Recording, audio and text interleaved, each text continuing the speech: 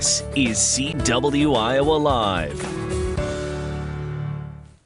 Good morning, everyone. It is 8:38 right now. Welcome back to the program. Lou and Jackie here, and we are visiting with our good friends from Springer Home Solutions. And this morning, we are talking about a solution to one of the worst problems anyone could ever encounter, Jackie. Yeah, when we found out the topic, Lou all of a sudden just got really uncomfortable. I went berserk. Now, folks know that we love animals. There's no question about that.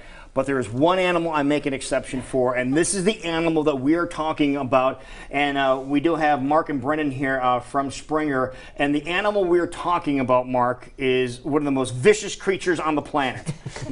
Tell us what we're speaking of. We're talking about ticks today. Ticks. Ticks. Yeah, it's one of those that just kind of makes your hair stand on end because no one wants to deal with them, right? Right. No, they can be quite a pain, and they're just kind of creepy. So there's a picture of one now, yeah. So what we want to talk about is ways that you can defend yourself against ticks.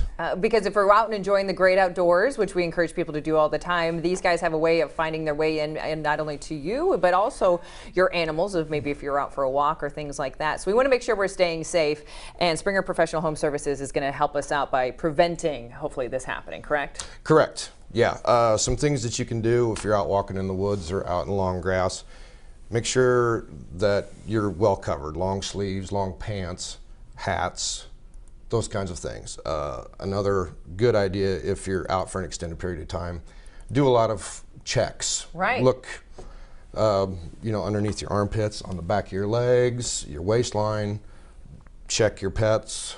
Absolutely, just making sure you're trying to avoid the situation. And now, what is tick season, so to speak, here in Iowa? Yeah, when can we expect these things? Ticks they can be found all year round, but they get real active May, June, and all the way through the summer, and they get very active late summer, all the way into October, November. So we're in it. We're in tick season. Yeah, they're spiking right now. I mean, there's a lot of tick activity going on, but it's just going to progressively get worse as the season goes. So. Okay. Now, at Springer Professional Home Services, you guys have a lot of animals that you treat, for a lot of creatures that you treat, trying to keep them away. How prominent are ticks on the radar for the common homeowner?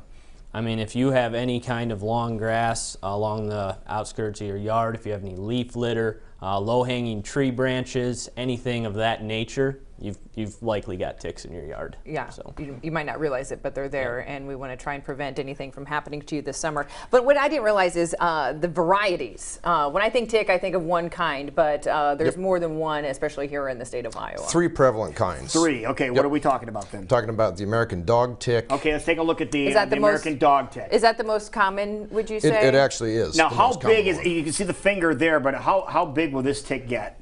That thing will swell up, almost to the size of a nickel when it's getting, when it's getting a blood meal. Yeah. Well, you've seen, I'm sure everyone's picked ticks off of dogs. Yeah. And these are the ones. They just balloon up. Yeah. They look huge. It's like, it's like having something like that on your animals. And the thing, some people like spiders, but they cannot stand ticks. And just because of the nature of the beast, so to speak. Now, that's the first one. So it's the dog tick, right? Mm-hmm. Okay. Okay. What else are we looking at here in Iowa? So we also have the black-legged deer tick. Okay, let's take a look at this one here. And that one, you see how it swells up like that. Oh, wow. Oh, so it's like the different stages. Yeah. And this is the tick that will transmit Lyme disease. Okay. So, Brennan, how small is it? That smallest one there, how tiny is that? You're looking almost like the head of a needle. I mean, tiny. The larva and nymph stage is extremely tiny, and this, this is when the disease, Lyme disease, is most commonly transmitted in the nymph stage, and a lot of it's to do with they're so hard to detect. So you're talking tiny, like the head of a needle. Okay, so obviously the name probably lets you know about its host. Yeah, how it gets transported from one area to another. But I imagine you don't have to bump into a deer to get a deer tick. No. See, what the deer tick, that is transmitting Lyme's disease, they're most commonly feeding on deer and mice. And in order for them to get from life stage to life stage, they need to have a blood meal. And they're going to, jump on a mouse or a deer, and they are going to get a blood meal, and then they're going to hang out and wait for something to come through long grass or under low-hanging branches, and they're going to latch on. The disease can't be transmitted unless it's, picked up from an infected deer or mouse or other rodent. Okay. And then it's passed along. But then it can be passed along. That's why It can, people but it's got, I mean, aren't the deer or fans. mouse that it feeds on has to be infected. Not all deer ticks carry Lyme's disease. Okay, so it feeds on one of these hosts. Yes. And then does it jump off for a while, then needs to feed again? Is that Yeah, when the I mean, danger you comes don't, in? obviously you don't have to bump into a mouse or a deer to get the disease. Because they're but- waiting for something else to come along. Yes, and if you exactly. happen to be that something else that comes along, guess what?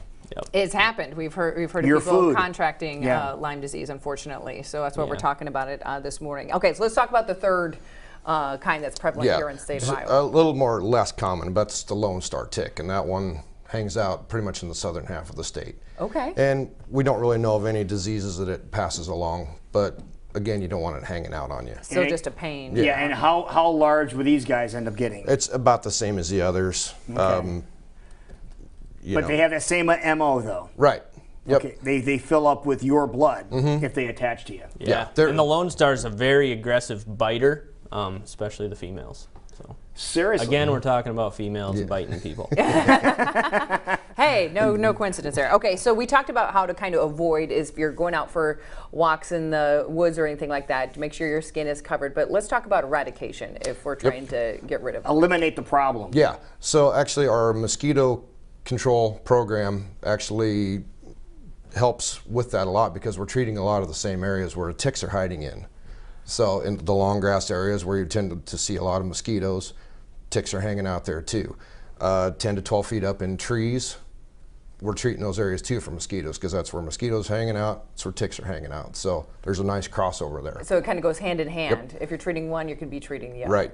So the Yep. mosquito treatment is at the same time it's a dual purpose treatment. Exactly right. All right, I thought maybe it was a separate application that needed to be done. Nope, it's all getting done at the same appointment.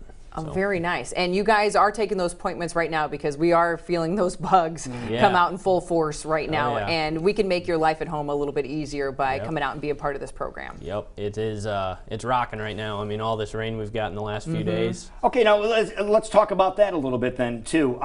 We talk about treating the areas that are prone to have a ton of mosquitoes breeding and the ticks, the population of ticks, starting to increase there. You treat the area. How often do you guys come back and retreat it? Because it can't last forever because the area is growing, obviously. How often do you come back? Once a month, May through October. We come out monthly.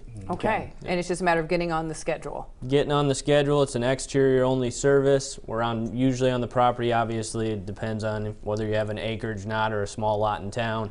We're looking anywhere from 15 to 30 minutes. For Yeah, an and the thing that's application. really nice about these guys, because we utilize their service, I'll be full disclosure here, we utilize your service, and your person that treats our place, regardless of who it is, they always call a day or two ahead of time. They say, hey, I'm going to be over there about 2 o'clock. Are you guys going to be home? Just so you know, so you're not surprised. I mean, they're very conscious about letting you know they're going to be there, and then before they leave, they will come over to you. Are you having any other problems? There's anything else? By the way, ants. Okay, at front door.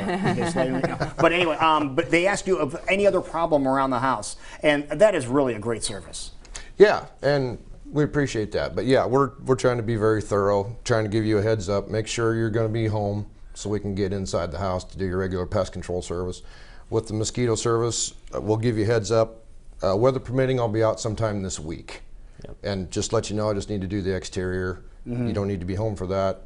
Okay, but again, still letting you know that Yep. in case somebody's walking around your property, your neighbors will, they will know. You give them a heads Yeah, up as well. we want you to know we're coming out. We're Yep. not into surprises. Absolutely. But in and out really quickly and able to just make sure you have a better summer by not having to worry about all those issues. Exactly, yeah.